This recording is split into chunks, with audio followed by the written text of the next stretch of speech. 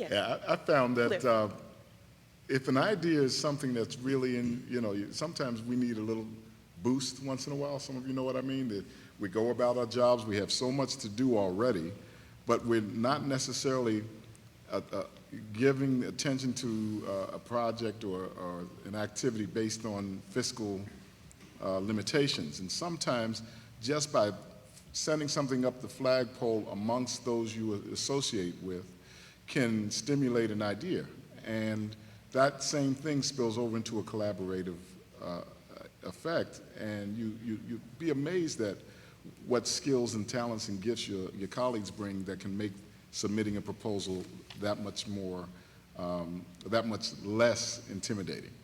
Yes. You know, I was Randy. just thinking from what you said that actually another thing to do is to find somebody to do it with you. I don't even remember if it was Patty Secreto, who's our instructional aide in our Applied Technologies program, or myself, or who in our department first, it might have been Mario Parkin, our chairperson, who first brought up this grant.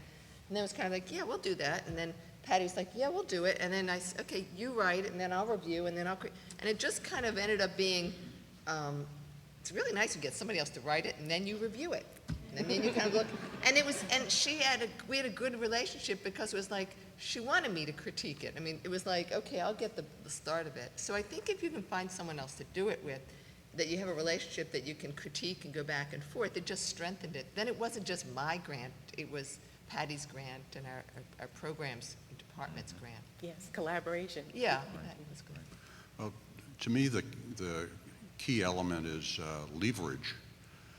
You have an idea, you want to have an impact, but you need a little boost to get there. And I think the whole idea of the Make It Happen is to provide you with that little extra to make your idea go and to have an impact. So if you really think you've got something that's going to make a difference, that's the key. And as Ed said, just do it. Don't hesitate. Put your idea down and give it a shot. Yes. Karen, I believe you had something. Yeah, I think what's really important too is also making sure that what we propose is in line with the college's mission and also in line with the Learning College's innovative initiatives. And I found that was one of the things that I made sure that I tried to focus on when I thought of my project, to go back and make sure that, yes, this was in line with some of the initiatives that the college had. Okay, thank you. Next question. Were there outcomes that you didn't anticipate as a result of winning the grant? Negative or positive? Yes. Cliff? Okay, sorry. I'm sorry. That's probably one of the more exciting things, unintended consequences, serendipity. Well, a couple of things. First of all, the collaboration amongst, not only your constituents within the department and division, but throughout the college environment was magnificent. And I might add, certainly after these other comments, that I was very peripheral in the development here process. I mean, Fabian Drain, Marcus Pinot, the two other councils, and Barry Street, the athletic director, they were key components to making this thing fly. They basically did it. And it was just great to be a part of that. And the 7 Habits, my goodness, Erica Coddington, spearheaded the effort, and we were able to engender, again, as an unintended consequence, the student engagement in a real sense. You talk about learning should be intentional.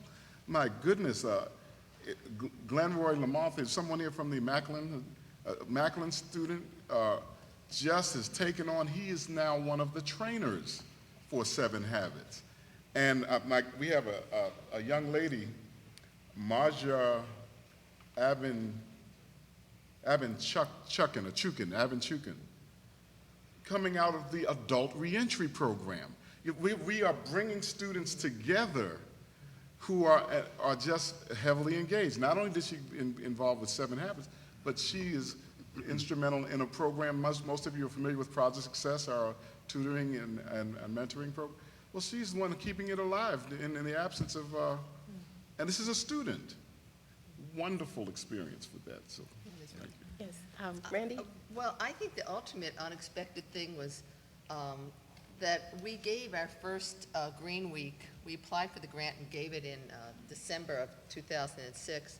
And then my effort had been that I was going to do a Green Week every semester. So came 2007 in the spring, and I organized another one, and now I've organized another one that's taking place quite soon. There it is. And one of the things that resulted was that students after the first one said, the second one said, so when's the next Green Week? Kind of like, and what are you going to do next year with Green Week? And one of our second projects, the second Green Week, I said, let's kick it up and let's do something green on the campus. And with the money we had from the grant, we renovated the seating area in the technical center lobby. And we had upholstery that we made with insulation made of blue jeans. We used paint that had no VOCs. We used bamboo for some decoration. I used recycled fabric. And now you go over to the technical center and you see kids like sitting back on this. It's kind of comfortable here. It's kind of like, wait, do you know all the effort?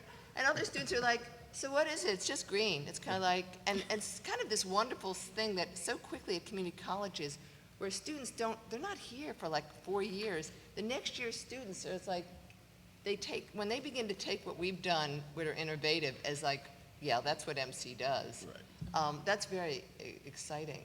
We also had enormous ties to industry, so that people in industry, some called me up, want to be on the panel.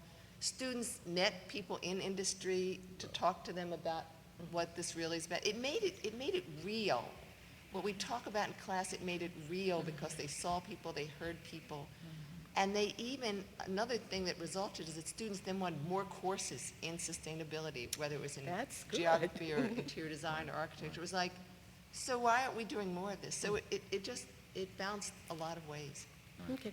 Next question, so that we can get through all of them, and then there will be plenty of time at the end to speak with all of the panelists. I'm sure that they've graciously given their time. They'll be glad to talk with you if there's more that needs to come out in the conversation about these grants.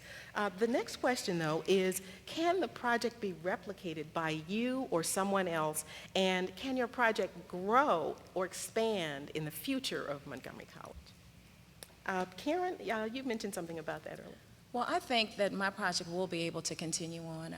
It would be great if I could encourage my dean and my provost and ultimately the college to continue the Montgomery College Mini-Med School, because this happens at NIH, for example, and at other institutions, and it would be good for it to become part of the institution so that there is an opportunity for individuals to come on campus to attend free lectures that deal with healthcare issues, deal with biomedical issues, and so that these are strictly geared to the layperson so they can understand about these issues without having to worry about the scientific verbiage and all of that when they come to listen to a lecture. Yes. And Bob, I think you also mentioned something about it being able to be replicated or expanded within the college?